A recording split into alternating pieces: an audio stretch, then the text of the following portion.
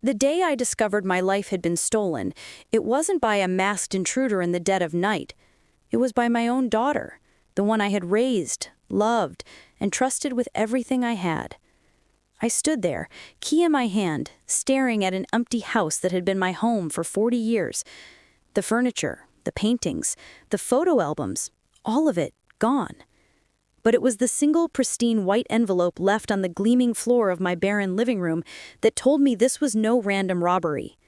It was a betrayal so cold and calculated that it took my breath away, a meticulously planned erasure of my entire existence, and at the bottom of it all was my sweet, smiling Sarah, who had just left for a 2-week yoga retreat in Costa Rica. If you're ready for this journey, make sure you hit that subscribe button and give this a like so you don't miss the updates. And let me know in the comments what city you're watching from. It's always lovely to see where everyone is. All right, let's back up. My name is Eleanor Vance, and I'm 67 years old.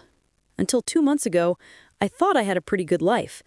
I was a widow, yes. My darling husband Frank passed away from a heart attack 5 years back, but I had my health, a beautiful home in a quiet suburban neighborhood in Ohio that was all paid off, and a respectable nest egg Frank and I had built over 40 years of hard work. He was an engineer, and I was a high school librarian. We weren't Rockefellers, but we were comfortable. More than anything, I had my daughter, Sarah. Sarah was my only child, 42 years old, and the absolute center of my world. After Frank died, she was my rock. She'd call every day, bring me groceries, help with the yard work. She had a good job in marketing, a sleek apartment downtown, and a life that seemed full and successful. We were close, or at least I thought we were. We had our weekly Sunday dinners, our movie nights. I listened to her complain about her boss, her dating life, the price of organic kale. I was her mother, her confidant, her biggest cheerleader. When she told me she was feeling burned out and was using her bonus for a 2-week yoga and wellness retreat in Costa Rica, I was thrilled for her. "Oh, honey, you deserve it," I'd said, giving her a hug at the airport. "Go relax, don't worry about a thing." Famous last words, right?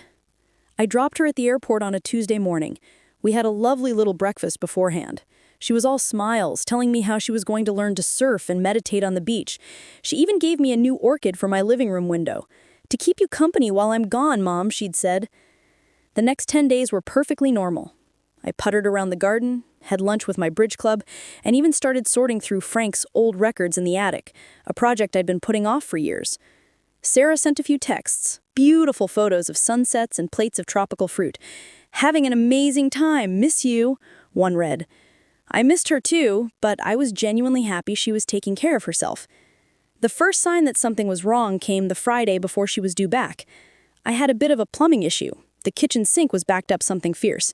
I called my usual plumber, a wonderful man named Gus, who had been servicing our house since before Sarah was born. He said he could swing by around 2 o'clock. At 2:15, my phone rang. It was Gus, but he sounded confused. "Eleanor, I'm out front of your house, but are you sure you're home? The place looks empty." My heart did a little flutter kick. That didn't make any sense. A lockbox? "Gus, you must have the wrong house." "Nope, 124 Maple Street, blue shutters, big oak tree out front. It's your place, Eleanor.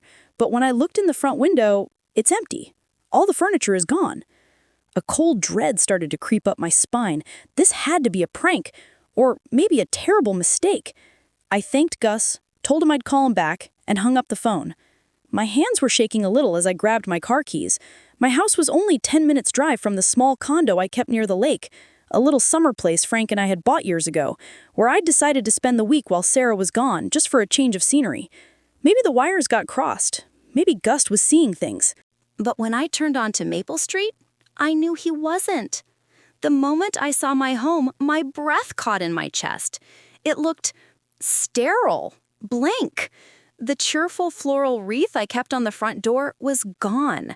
The windows, usually softened by the sight of my lace curtains and the warm glow of a lamp, were just dark, empty squares. And there it was, just as Gus had said, a stark gray lockbox clamped around my doorknob. My key still worked, thankfully. The click of the deadbolt sounded unnaturally loud in the silence. I pushed the door open and stepped into what used to be my foyer. I used the past tense because the space was no longer mine. The antique console table where I tossed my keys. The Persian runner Frank had haggled for in a dusty shop 20 years ago, the gilt-framed mirror, all gone. I walked into the living room, my sensible sneakers squeaking on the bare hardwood floors. Gone. Everything. My comfortable sofa, Frank's favorite leather armchair, the bookshelves overflowing with novels, the television, the new orchid Sarah had just given me. Every last piece of furniture, every rug, every lamp, every single friend photograph from our lives had been wiped from existence. I checked every room. The dining room, empty. The kitchen, stripped bare except for the major appliances. They'd even taken the decorative dish towels. Upstairs, my bedroom was a hollow shell. My bed, my dresser, my nightstand, vanished. My closet door was ajar, revealing nothing but a few lonely wire hangers. It was the same in the guest room and Frank's old office. It was a professional job. There were no scratchers on the floors, no stray bits of debris. It was as if the contents of my life had simply been raptured. And just when he thought he had me backed into a corner, he forgot who he was dealing with. Stick with me, because you'll want to see how this plays out. Except it wasn't a he. It was my daughter. And she had forgotten that while she got her marketing savvy from her father, she got her meticulous research librarian brain from me. She had made a mistake, and I was about to find it. My first thought, believe it or not, was a bizarre sense of relief. It had to be a robbery, a very, very strange and thorough robbery. Maybe a new kind of scam where thieves posed as a moving company. I felt violated and terrified, but at least it was a problem I could understand. You get robbed, you call the police. You call the insurance company. There's a protocol for this. It was in the now barren living room that I saw it. The envelope. It was lying in the exact center of the room, a perfect white rectangle on the polished oak. My name, Eleanor, was written on the front in Sarah's familiar loopy cursive. My hands trembled as I picked it up.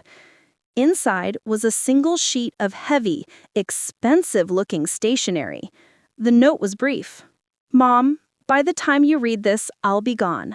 I know this must be a shock, but I've put you in the Gentle Meadows Senior Living Community. It's the best one in the state. I sold the house to cover the expenses. Your things are all in storage for now, and a small bag of essentials has been delivered to your new room. It was getting too hard for you, living alone. Your memory, it just isn't what it used to be. This is for the best. Please don't try to contact me. I'll be in touch when things have settled. Love, Sarah. I read it once. Then I read it again.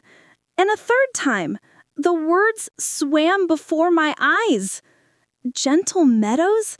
The place smelled like bleach and despair. My friend Mary's mother had spent her last 6 months there. Sold the house? My house? Frank's in my house? Your memory, it isn't what it used to be? She was trying to have me declared incompetent. The whole yoga retreat was a lie. She wasn't in Costa Rica meditating. She was here, in my town, methodically dismantling my life piece by piece, while I was just a few miles away sorting through old records and humming along to the Beatles. The cold dread from before solidified into a block of ice in my stomach. This wasn't a robbery. This was an execution of a life. My life. And my own daughter was holding the axe? Every kind word she'd spoken for the last 5 years, every hug, every helping hand, was it all part of this monstrous long con? The realization hit me with the force of a physical blow. She didn't think I was a burden. She wanted my money. The house was worth a small fortune now, and Frank's life insurance and my retirement accounts, all told, it was a comfortable sum. Apparently, comfortable enough for my daughter to decide she didn't want to wait for me to die to get it. My first instinct was pure, unadulterated rage. I wanted to scream. I wanted to smash the few remaining things in the house. But right behind the rage was a clarity that surprised me. I was a librarian for 40 years. I dealt with facts. I organized information. I solved problems. This was the biggest, most personal problem I had ever faced, and falling apart wasn't an option. Sarah had made several critical miscalculations. First, she assumed I would just crumble, that I would see the empty house, read the letter, and meekly let some orderly from Gentle Meadows collect me like a stray cat.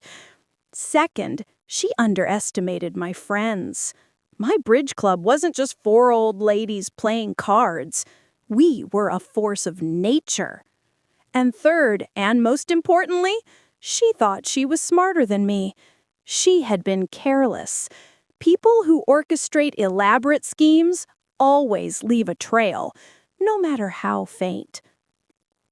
My mind started clicking through the steps, just like I was creating a research plan for a student. Objective: prove what Sarah did. Resources: my own wits, my friends, and the legal system. First step: do not go to the condo. If she'd arranged for Gentle Meadows to pick me up, she would have told them I was there. I couldn't be where she expected me to be. I needed to be a ghost. I got back in my car, my mind racing. Where did she put my things? The letter said storage. That was a start. She sold the house? How? My name is on the deed and Frank's. You can't just sell a house that isn't yours. She would have needed a power of attorney. Had I ever signed something like that? I racked my brain. Maybe years ago, when Frank and I got our wills updated, she'd brought a whole stack of papers from her lawyer for us to sign. Young, slick guy in a fancy suit. Had I been that trusting? That stupid? I pulled into a gas station and sat there for a moment, the engine humming. I thought about calling the police right then, but what would I say? My daughter stole my house? They'd look at the letter she wrote. They'd hear her side of the story. The concerned daughter, the mother with the failing memory. It would become a he said, she said situation. And who were they more likely to believe? A vibrant, successful 42-year-old? Or a confused 67-year-old woman? Sarah had crafted her narrative perfectly. I had to dismantle it, piece by piece, with irrefutable proof before I went to anyone in authority. My first call wasn't to the police. It was to Margaret, the sharpest woman in my bridge club. Her late husband was a judge. Margaret knew things. "Margaret," I said, my voice steadier than I felt. "I need your help. I have a situation." I gave her the short version. She was silent for a moment. Then a string of curses came through the phone that would make a sailor blush. "That little viper," she hissed. "Okay, Eleanor, don't panic. First, money. Does she have access to your bank accounts?" We ran through the list. She was a signatory on my main checking account for emergencies. A mistake, I saw now. I immediately used my banking app, thank God for my tech-savvy grandson who had forced me to learn, and transferred every last penny into my savings account, which Sarah did not have access to. It wasn't much, but it was enough to live on for a few weeks. A small victory, but it felt huge. It was the first brick I was taking back. Margaret told me to meet her at her house and not to talk to anyone else. As I drove, the scale of Sarah's deception continued to unfold in my mind. The weekly dinners where she'd casually ask about the house insurance, the value of Frank's old watch collection, the way she'd helped me organize my files last spring, getting all my financial documents in one neat, accessible box. She wasn't helping. She was doing reconnaissance. She was casing her own mother. By the time I pulled into Margaret's driveway, the shock had worn off, replaced by a cold, hard resolve. Sarah thought she had erased me. She thought she could pack my life into a few cardboard boxes and ship me off to a beige room to wait for death. But she was wrong. This wasn't the end of my story. This was the beginning of hers. And I was going to be the one to write the final chapter. Margaret flung her front door open before I was even out of the car. At 71, she was whip-smart with eyes that missed nothing, and right now those eyes were narrowed with the fury of a righteous battle axe. "Get in here, Eleanor," she commanded. "Carol and Linda are on their way. We're holding a council of war." Her home, usually a calm oasis of polished wood and classical music, felt like a command center. She sat me down at her kitchen table and poured me a cup of tea, her movements brisk and efficient. "Don't you dare cry," she said, though not unkindly. "Tears are for later. Right now, we need to think." Soon, Carol and Linda arrived, their faces a mixture of shock and outrage as Margaret laid out the situation. Linda, a retired accountant, immediately started muttering about fraud and embezzlement. Carol, whose son was a tech whiz in California, pulled out her iPad and started looking up legal statutes. My bridge club had just become my own private team of investigators. And frankly, I felt safer with them than I would have with the FBI. "Okay," Margaret said, placing a notepad in the center of the table.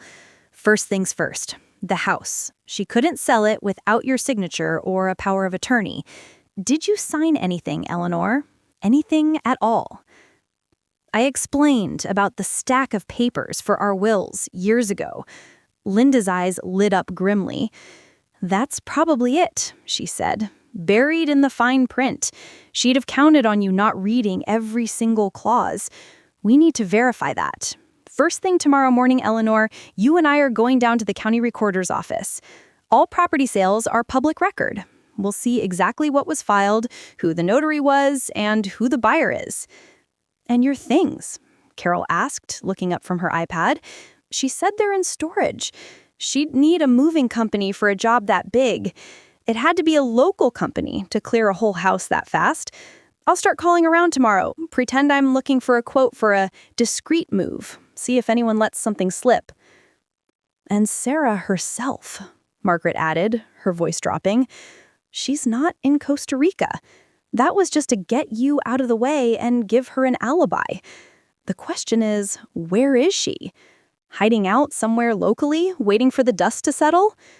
We had a plan. A crazy, desperate plan hatched over lukewarm tea and half-stale coffee cake. But it was our plan. Sarah thought she was playing chess with a novice.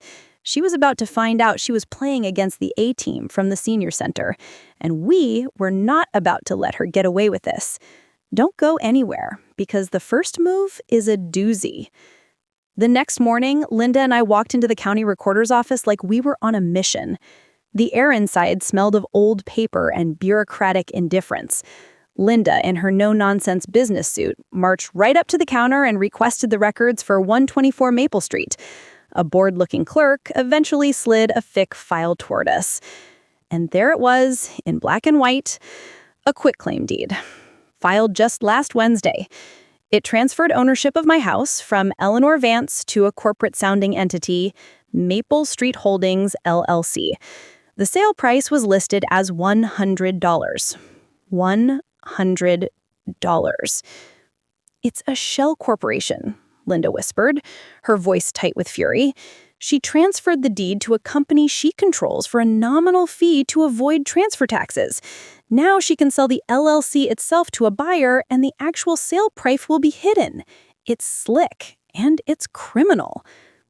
Attached to the deed was a copy of the document that had made it all possible, a durable power of attorney. It gave Sarah complete control over all my assets and finances. It was dated 2 years ago. And there, at the bottom, was my signature. Or a very, very good imitation of it. It was just a little too perfect, a little too smooth. My real signature has a slight tremor to it now, a little wobble in the V of Vance. This one was flawless, forged.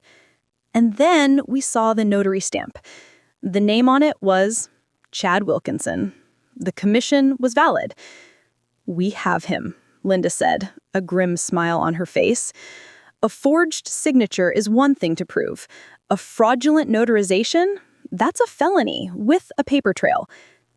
We left the county building with photocopies of everything, the forged signature feeling like it was burning a hole in my purse. On the way back to the car, my mind was working. Chad Wilkinson. The name sounded vaguely familiar. Why? I closed my eyes, picturing Sarah's office Christmas party from a year or two ago. She'd insisted I come. There was a young man there, slicked back hair and a suit that was too tight in the shoulders. He'd been fawning all over Sarah's boss. He kept trying to shake everyone's hand. What was his name? Chad. It had to be him. When we got back to Margaret's, Carol had news of her own. She'd spent the morning calling every moving and storage company in a 50-mile radius. She hit pay dirt on her 7th call. It's a place called Secure Store out by the highway. I was giving them my whole spiel about my ailing mother, and the guy cut me off. He said, "Lady, is this another one of you Vances? Because your daughter, or whatever she was, already paid for a year upfront in cash for 3 of our biggest units. No refunds, no exceptions. You people are a headache." 3 units. She had packed my entire 40-year history into 3 soulless metal boxes. But we knew where they were. That was brick number 2 back in my wall. Seeing that ugly orange roll-up door with my whole life behind it, well, it lit a fire in me. I wasn't just getting my stuff back. I was going to make sure Sarah understood you don't mess with a woman who spent 40 years cataloging the Dewey Decimal System.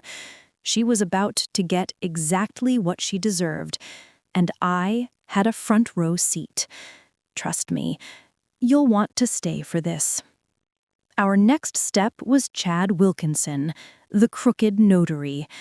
With the power of the internet and Carol's sleuthing skills, it took less than 20 minutes to find him. He was listed as a junior account executive at the very same marketing firm where Sarah was a vice president. Of course he was. She hadn't outsourced her crime. She'd kept it in-house. "He's a kid," Carol said, showing me his picture on the company website. It was the same smarmy young man from the party. He probably did it for a promotion or a bonus. He's the weak link. He'll crack the moment a little pressure is applied. But how to apply it? We couldn't just march in there. That would tip Sarah off that I knew everything, and she would disappear before we could get the police involved. No, the approach had to be subtle.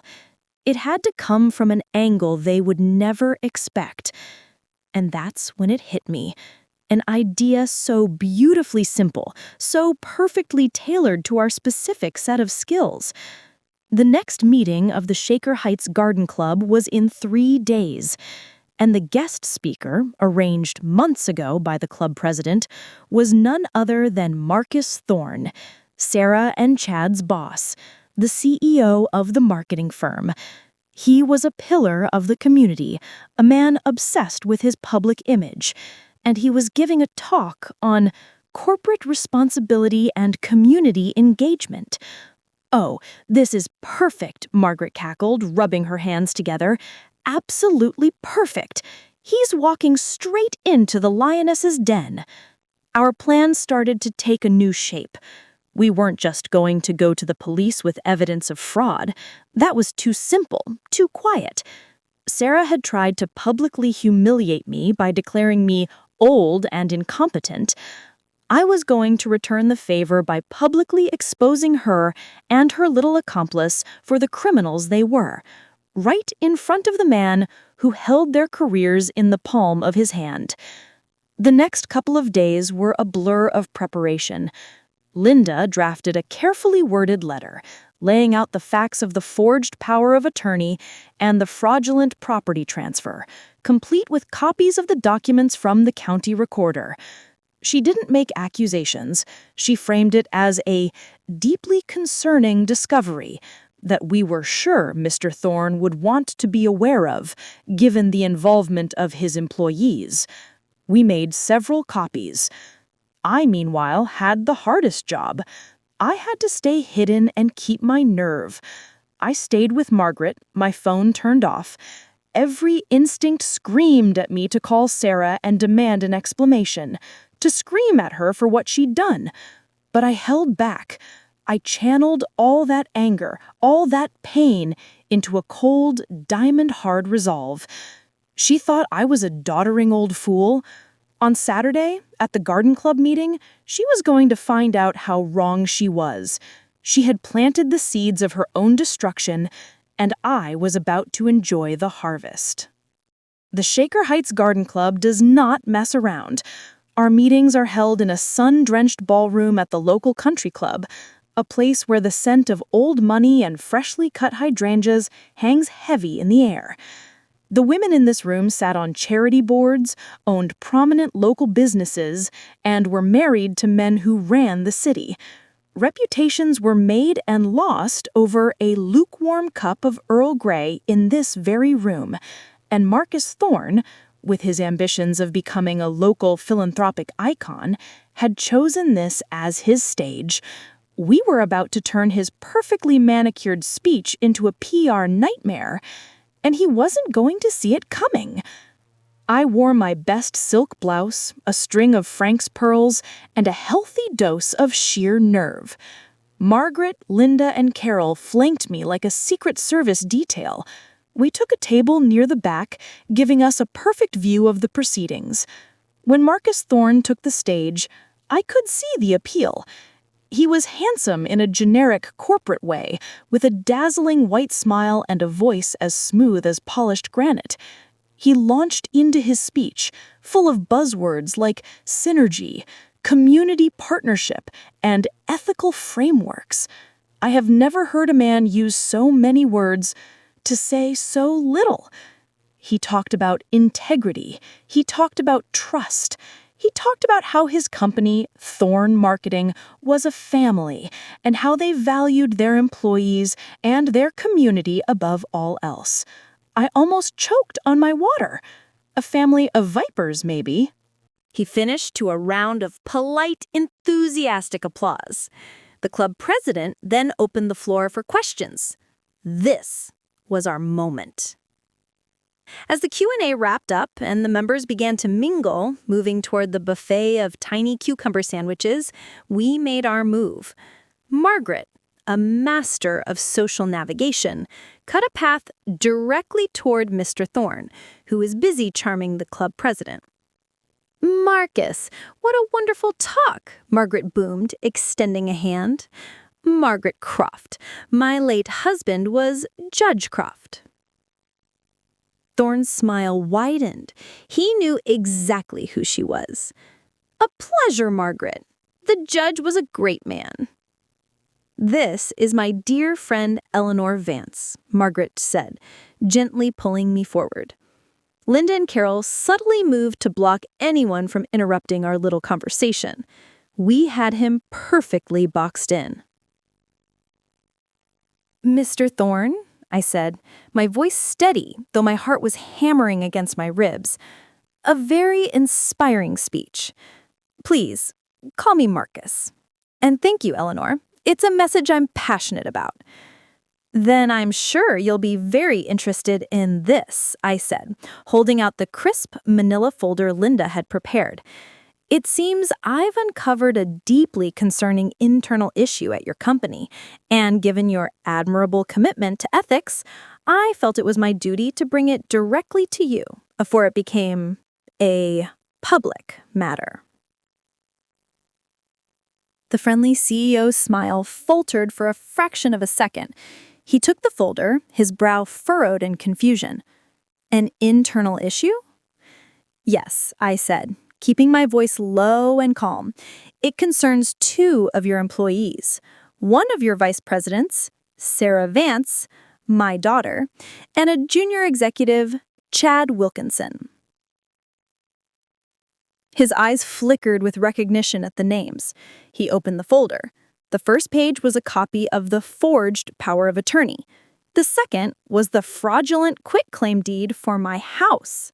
The third was a printout of Chad Wilkinson's active notary commission alongside his staff photo from the Thorn marketing website. It was a neat, undeniable little package of ruin. I watched as he scanned the documents. I saw the color drain from his handsome face. His gaze shot from my forged signature to the notary stamp, then back again. He understood instantly. The slick veneer of the CEO vanished, and for a moment, I saw a man doing frantic, panicked calculations. A major lawsuit, a public scandal, his company, the one he had built his entire identity around, being associated with elder fraud.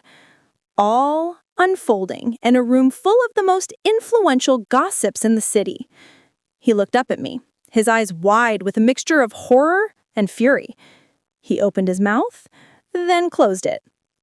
The polished speaker was, for the first time, speechless. "As you can see," Linda piped in, her voice cool and professional, "this is a very serious matter. Felonious, in fact. We felt you would want to get ahead of it." "Get ahead of it?" he finally whispered, the words catching in his throat. "Yes," Margaret said, smiling sweetly. "Imagine what the plain dealer would do with a story like this. Local CEOs, top executives accused of defrauding a widow. It doesn't quite fit the corporate responsibility brand, does it?" Thorn snapped the folder shut. His jaw was clenched so tight I could see the muscles jumping. He looked around the room, at the women glancing over at our intense little huddle. Their curiosity piqued. We had him. He was trapped by his own ambition, by his desperate need for public approval. "I will handle this," he said, his voice a low growl. "This will be dealt with immediately and decisively." "I expect it will," I said, taking a step back. "I'll look forward to hearing from you, Marcus." And with that, we turned and walked away. We didn't look back. We moved as one unit, 4 older women who had just checkmated a king in his own castle. We glided past the buffet table, through the chattering crowd and out into the bright afternoon sun, leaving Marcus Thorn in the middle of a social minefield of his own making. The grenade had been dropped. Now all we had to do was wait for the explosion. And believe me, it was gonna be spectacular. The drive back to Margaret's house was silent, but it was a silence humming with energy. The moment her door closed behind us, we all burst out laughing. It wasn't a happy laugh, exactly. It was a laugh of pure cathartic release. We had faced the dragon and walked away unscorched. "You should have seen his face," Carol crowed, pouring us all a generous glass of sherry. "I think he was sweating through his suit." "He'll act," Linda said, ever the pragmatist. "He has no choice. His reputation is everything to him. He'll throw Sarah and that little weasel Chad to the wolves to save himself." That thought brought me a cold, grim satisfaction. This was never just about the money or the house. It was about the betrayal. Sarah had counted on me being weak, confused, and alone. She never in a million years would have anticipated me having a team like this behind me, or that I would have the courage to do what we just did. I spent the rest of the day in a state of suspended animation, waiting for the other shoe to drop. What would Thorn do? Fire them? Call the police himself? Or would he try to make a deal? The uncertainty was agonizing.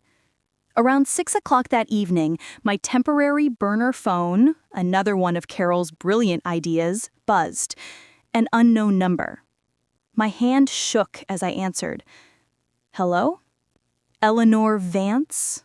It was Marcus Thorn. His voice was no longer smooth and charming.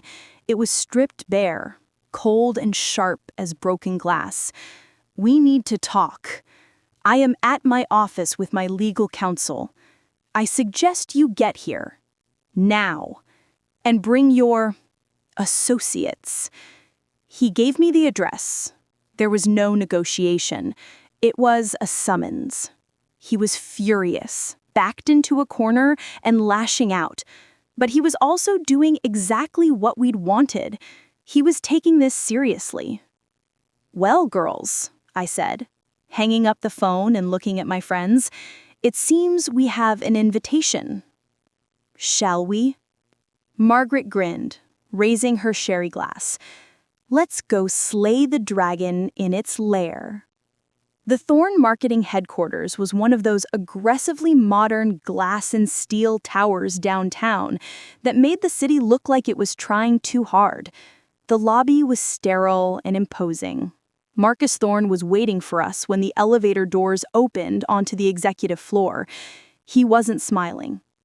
"In here," he clipped, leading us into a massive boardroom with a window that looked out over the entire city. A severe-looking woman in an expensive suit sat at the head of a ridiculously long table. She introduced herself as the company's general counsel. The message was clear. This was not a friendly chat. Thorn didn't waste time on pleasantries. "He have spoken with Mr. Wilkinson," he began, his voice laced with venom. "Under duress from our head of HR and myself, he has admitted to notarizing a document for Sarah Vance without you being present. He claims Sarah assured him it was a formality you had already approved." "He's a liar and he's an idiot," Linda stated flatly. "That much is clear," the lawyer chimed in. "He has been terminated, effective immediately. He is currently cleaning out his desk." One down. "As for Sarah Vance," Thorn continued, his eyes fixed on me, "she is, as you know, out of the country. We have been unable to reach her. Her company phone goes straight to voicemail, and she's not responding to emails." "Convenient," Margaret muttered. "However," Thorn said, leaning forward and placing his hands flat on the table, "her career with my company is over. Her name will be removed from her office door tonight, but that is an internal matter. What is not an internal matter is this." He gestured to the folder on the table. "I cannot have this scandal attached to my company. I have built my reputation over 20 years. I will not have it destroyed by one greedy, stupid woman." "So what are you proposing, Marcus?" I asked, my voice much braver than I felt. He looked from me to the lawyer, who gave a slight nod. "We are prepared to do two things," he said. "First, our firm will retain a top real estate lawyer, at our expense, to immediately begin the legal proceedings to nullify the fraudulent deed transfer and return your property to your name, free and clear. It will be expedited. Second," he paused, his eyes locking with mine, "we are prepared to make a formal statement to the district attorney's office, alongside Mr. Wilkinson's written confession recommending the prosecution of Sarah Vance to the fullest extent of the law." I felt the air leave my lungs. Prosecution. He was offering to help me send my own daughter to jail. The words hung in the sterile boardroom air, cold and heavy. For all my anger, for all the burning sense of betrayal, the reality of that outcome was a punch to the gut. This was my child, the little girl I taught to ride a bike, the teenager I coached through her first heartbreak, the woman I had loved unconditionally. "Eleanor," Margaret said my name softly, breaking the silence. "This is what we wanted." She was right. This was justice. This was the consequence of an action so vile it defied imagination. Sarah hadn't just tried to steal my money. She had tried to steal my identity, my autonomy, my final years of peace. She had sentenced me to a living death in some beige room, all for a house and a retirement fund. I looked at Marcus Thorn, this man who was only helping me to protect himself, and found my voice. "You have Mr. Wilkinson's confession in writing?" I asked, my tone as businesslike as his. "We will have it before he leaves the building," the lawyer confirmed. And you'll provide us with a copy? Linda added, ever the accountant, making sure all the I's were dotted. Of course, the lawyer said. I took a deep breath. Then you have a deal. You help me get my house back, and you assist the DA in their prosecution, and the name Thorn Marketing will not pass my lips to the press. The story will be about my daughter and her accomplice, nothing more. Thorn gave a curt, relieved nod. The crisis, for him, had been contained. For me, it was just beginning. We left that glass tower feeling strangely numb. We had won. The path was now clear to undo the legal damage and to pursue justice. The house would be mine again. My life, my stolen life, would be returned. So why did it feel like I had a fist clenched around my heart? The next week was a whirlwind of legal action. Thorn was true to his word. The lawyer he hired for me, a woman named Ms. DeLuca, who seemed to be powered by coffee and righteous indignation, was a shark. She filed an emergency motion with the court to invalidate the quitclaim deed based on the overwhelming evidence of fraud, Chad's sworn confession being the crown jewel. Carol, my tech expert, had also worked a bit of magic. She never went to Costa Rica, Eleanor, she'd told me 2 days after the meeting with Thorn. She'd found the travel agency Sarah had used. Sarah had booked a round-trip ticket to Costa Rica and a luxury yoga retreat, yes, but she had canceled it all for a full refund 2 weeks before her trip. The airport drop-off, the goodbye hug, it was all a performance. The text messages with the sunny photos had been sent using an app that could spoof a location. The whole time, she had been staying in a nondescript extended stay hotel over in the next county, just a 20-minute drive away, hiding in plain sight, pulling the strings on her little puppet show. I know this part is hard to hear, but it's important. The truth was about to come out, and it was going to be glorious. She thought she had outsmarted everyone, that she had the perfect alibi. But she was just an amateur, and she had underestimated the fury of a woman with nothing left to lose, and a book club full of private eyes. The police were finally brought in. With the confession from Chad, the documents from the county recorder, the travel records, and my statement, they had a case that was, as one detective put it, a slam dunk. They issued a warrant for Sarah's arrest on charges of felony theft, forgery, and fraud against the elderly. I tried not to think about that part too much. Instead, I focused on the next most important step, getting my things.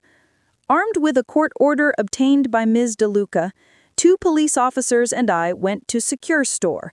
The manager, a beefy man who now looked at me with a mixture of fear and pity, used a pair of bolt cutters to snap the locks on Sarah's 3 rented units. Click!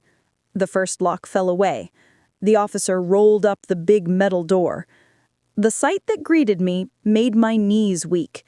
There was my living room, dismantled and stacked like firewood. My sofa was swaddled in plastic, Frank's leather armchair perched precariously on top of the dining room table. Lamps were crammed into a corner, their shades askew like broken hats. It was all there, but it was all wrong. It looked violated. The second unit held my bedroom, the guest room, and boxes upon boxes of my clothes, linens, and personal effects. The third unit was the worst. It was filled with everything that truly mattered. My photo albums, boxes of Frank's letters, my mother's china, every piece of our family history, piled up like garbage. Taped to one of the boxes, I saw an inventory sheet in Sarah's handwriting with little notes next to certain items. Appraise, silver, sell for melt, consign. She had already been planning to liquidate my entire life for parts. The police were kind, their faces grim. "We'll need to photograph all of this as evidence, ma'am," one of them said gently. "But after that, it's all yours to take home." Home. The word sounded foreign. My house was still an empty shell. Legally, the deed wasn't back in my name yet. That would take another few days for the court to finalize, but I had permission to re-enter. The real moving back would take weeks. But as I stood there in that cold concrete hallway, I knew what the first thing I would take back would be. I pointed to a large, dusty box near the front. "That one," I said. "That's the one I want now." Inside that box, I knew, were the photo albums. My wedding, Sarah's first steps, family vacations, Christmases, a lifetime of captured moments. She had tried to put my memories in storage, but I was taking them back, starting right now. 3 days later, I was sitting on a folding lawn chair in the middle of my empty living room, a cup of tea in my hand, when my phone rang. It was Detective Miller, the officer in charge of the case. "Mrs. Vance," he said, his voice professional but kind. "I wanted to let you know, we located your daughter." My breath hitched. "Where?" "She was still at the hotel. We took her into custody about an hour ago. She didn't put up a fight. Didn't say a word, actually. Just stared." He explained the process. She'd be booked, processed, and arraigned the next day. Bail would likely be high, given the flight risk. She'd tried to run once, after all, with her fake trip to Costa Rica. He was telling me all the procedural details, but my mind was stuck on one image. Sarah. My Sarah. In handcuffs. The final piece of the plan had fallen into place. She had been caught. My name was on the deed to my house again. My things were secured. And yet there was no joy in this victory, just a profound, aching emptiness. I thanked the detective and hung up the phone.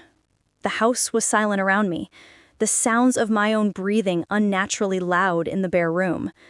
The war was over. I had won. But oh, the cost of it all. I had lost my only child, not to death, but to a greed so monstrous it had swallowed her whole. And then, as I sat there in the fading afternoon light, another thought bloomed in my mind, a little seed of an idea that had been dormant, but was now starting to sprout. The court case, the trial, it would all become public. Thorn Marketing, despite Marcus's best efforts, might be dragged into it anyway.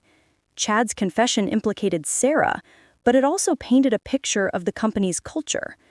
Sarah had thought she could control the narrative, painting me as a dotty old woman. The police and the courts would tell one version of the story. But I realized, sitting there in that empty room, that I was the only one who could tell the whole story. And I decided, right then and there, that's exactly what I was going to do. Sarah had tried to erase me. I was going to make sure that no one ever forgot what she did. My voice, which she had tried to silence, was about to become my most powerful weapon. The weeks that followed were a strange mixture of drudgery and triumph. My incredible friends organized a move-back-in party.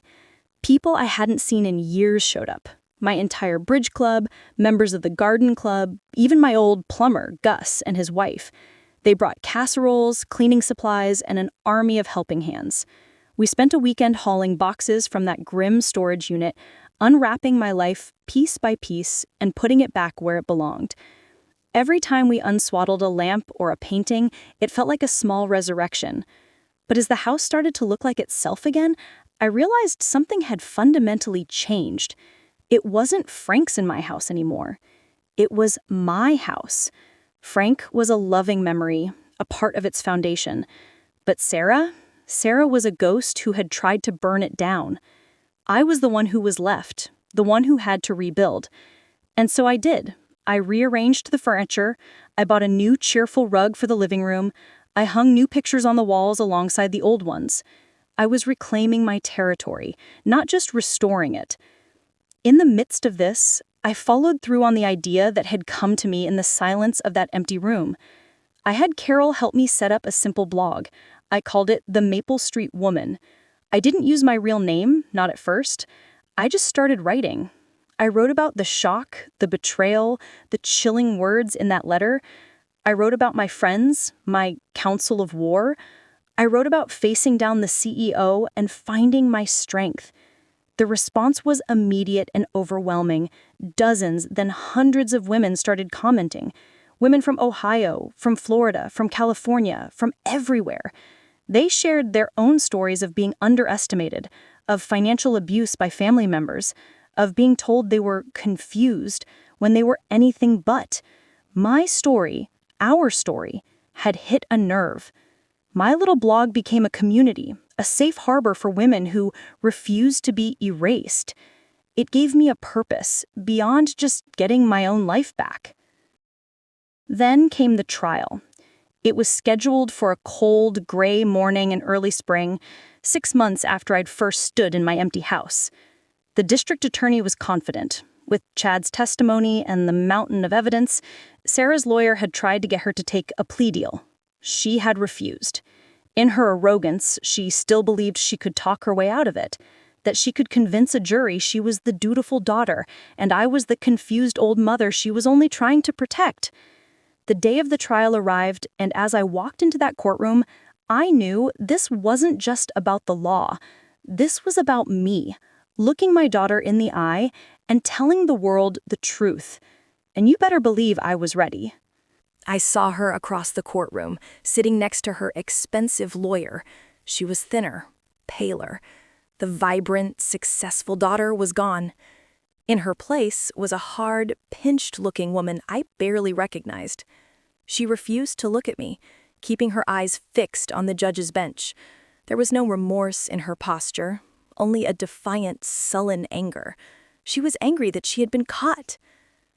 When it was my turn to take the stand, a hush fell over the room. I walked past the jury, my head held high. I sat down and looked at the prosecutor. He started with the basics, my life, my marriage to Frank, my career as a librarian. Then he took me to that day. "Mrs. Vance," he said gently, "can you tell the jury what you found when you returned to your home on October 12th? I told them. I described the empty rooms, the lockbox on the door, the letter on the floor. I read the letter aloud, my voice clear and strong. As I read the part about my failing memory, I saw a few of the jurors, women about my age, exchange knowing, angry glances. Then it was the defense attorney's turn. He was a slick, smug man who oozed condescension. His strategy was clear, to prove that Sarah's assessment of me was correct. "Mrs. Vance," he began, "it's not uncommon for people your age to have moments of forgetfulness, is it? It's not uncommon for people of any age to be forgetful, counselor. However, I cataloged, cross-referenced, and managed a collection of over 20,000 books for 40 years. My memory is, I assure you, quite well organized." He tried again. "You gave your daughter access to your checking account, did you not? A sign that you trusted her to handle your finances, because you felt you no longer could." "I gave her access for emergencies, the same way one gives a neighbor a key for emergencies, not so they can empty your house and sell it while you're away." He kept coming at me, trying to trip me up, to make me seem confused. But he didn't realize who he was dealing with. He was a litigator. I was a librarian. My entire life had been about facts, details, and accuracy. I calmly and precisely dismantled every one of his insinuations. With every answer, I felt stronger. I wasn't just defending myself, I was defending every woman who had ever been patronized, dismissed, or called Dottie by someone who wanted something from them. I looked over at Sarah. For the first time, she was looking at me. And in her eyes, I finally saw it. Not remorse, not sadness, but fear. She finally understood. She had lost. The jury was out for less than 2 hours. The foreman, a stern-looking man who hadn't cracked a smile the entire trial, stood up and cleared his throat. I held Margaret's hand on one side and Linda's on the other. He said, "On the charge of felony theft, we, the jury, find the defendant, Sarah Vance, guilty." One by one, he read the verdicts for each charge. Forgery, guilty. Fraud, guilty. I didn't cry. I just sat there and let the words wash over me, a final cleansing wave. The sentencing was 2 weeks later. Sarah, my Sarah, stood before the judge as he delivered his final words. He called her actions a betrayal of the most sacred trust and a crime of profound moral depravity. He sentenced her to 8 years in a state penitentiary, eligible for parole in 5. Chad Wilkinson, for his cooperation, received 5 years of probation and had his notary license permanently revoked. It was over. It's been a year now. The house is full again, full of light, full of friends, full of the sounds of my own life, lived on my own terms. The weekly Sunday dinners have started again, but now they are with Margaret, Linda, and Carol. We drink wine, play cards, and we laugh. A lot. My blog, The Maple Street Woman, has become something of a phenomenon. I've been contacted by advocacy groups for the elderly. I've even done a few interviews, carefully, on my own terms, to raise awareness about this kind of fraud. I found my voice, and it turns out, it's a loud one. I don't think about Sarah every day, but sometimes, in a quiet moment, I grieve. I grieve for the daughter I thought I had, the love I thought was real. I haven't visited her, and I don't plan to. I wrote her one letter, a few months ago. It was very short. I told her I forgave her, not for her sake, but for mine. I had to let go of the anger to truly move on. Whether she finds any remorse in that concrete cell is her journey, not mine. My journey is here in my sunny living room with a good book and a cup of tea, a free woman in her own home. They tried to erase me. They tried to pack me away in a box and put me in storage, but they forgot the most important thing. You can't erase a woman who knows her own story. You can't silence a voice that has decided, finally, to speak. My name is Eleanor Vance, and this is not the end of my story. It's the beginning of a beautiful new chapter, one that I am writing myself every single day. My grandmother told me this story. Thanks for watching this video. Bye bye.